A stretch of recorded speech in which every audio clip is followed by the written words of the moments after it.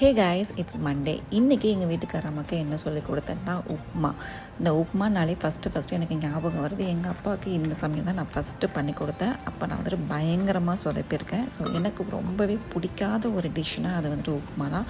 But என்னோடய தீனாவுக்கு வந்துட்டு உப்புமானா ரொம்ப பிடிக்கும். அதனால் வந்துட்டு சரி ஓகே, கண்டிப்பாக உப்புமா தெரிஞ்சிருக்கணுங்கிறதுனால அவங்களுக்கு நான் வந்துட்டு டீச் பண்ணி கொடுத்துட்டேன். அது மட்டும் இல்லைங்க, இவங்களும் நம்மளோட சமையலை கற்றுக்கிட்டாங்கன்னா நமக்கு மேலே சூப்பராக சமைப்பாங்கன்னு நான் ஆல்ரெடி சொல்லியிருக்கேன். ஸோ அதுதான் ஆக்சுவலி நடக்குது.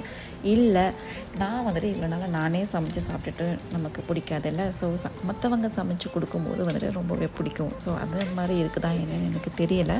ஸோ அதனால் ஆஃப்டர்நூன் லஞ்சுக்கு பார்த்திங்கன்னா அவங்களுக்கு லெமன் ரைஸாக சொல்லி கொடுத்தேன்.